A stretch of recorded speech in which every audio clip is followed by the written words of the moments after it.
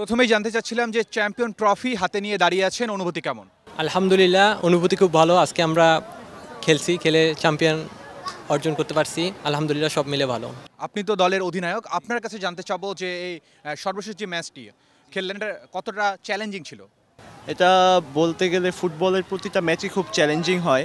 এই ম্যাচটাও আমরা তো প্রতিটা ম্যাচ বাই ম্যাচ চিন্তা করে এগিয়েছি। সেক্ষেত্রে বলা যায় এই ম্যাচটা ভালোই চ্যালেঞ্জিং ছিল। আমাদের গ্রুপ পর্বেও যখন ওদের সাথে ম্যাচ ছিল তখন আমাদের ড্র হয়েছিল। বাকি সব ম্যাচ আমরা জিতেছি, বাট এই ম্যাচটা ড্র হয়েছিল, তাই আমরা ওদের নিয়ে একটু আশঙ্কায় ছিলাম। ওদের স্বপ্ন পূরণে পাশে থাকতে পেরে আমরা গর্বিত। কিন্তু এই ম্যাচ আমাদের কনফিডেন্স ছিল ফুল, বাট কিছু ভুলের জন্য আমরা গোল কনসিড করেছি। বাট আমাদের আশা ছিল আমরা গোল দিয়ে ম্যাচ জিততে পারবো। কি মনে হয় যে কোন জিনিসটা আপনাদেরকে অন্যদের থেকে এগিয়ে রেখেছে? আমাদের কনফিডেন্স অ্যান্ড টিম বন্ডিং। দলের যে মেম্বাররা, অন্যান্য সদস্যরা, তাদের পারফরমেন্স আপনার চোখে কেমন ছিল? এক কথায় বলতে গেলে আজকে সবাই খুবই ভালো খেলেছে।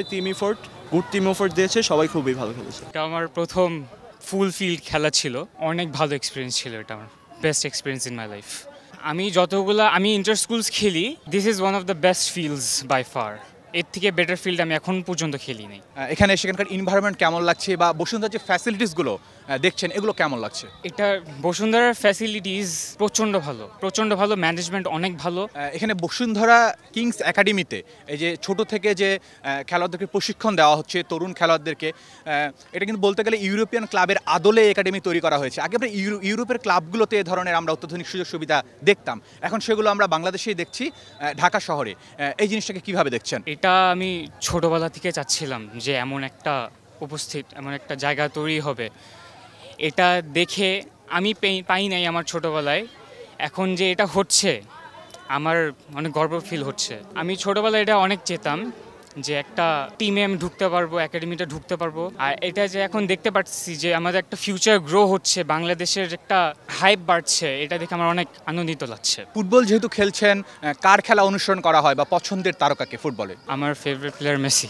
কেন মেসি? ও অনেক হাম্বল। আচ্ছা, এখানে ছোট থেকেই একটা বাচ্চাকে যেভাবে প্রশিক্ষণ দেওয়া হচ্ছে ফুটবলের জন্য, ছোট থেকে যেভাবে প্রশিক্ষণ দেওয়া হচ্ছে, যে কি মনে হয় যে ইন ফিউচারে কি এখান থেকে কি মেসি বা নেইমার কি বের হওয়া কি সম্ভব?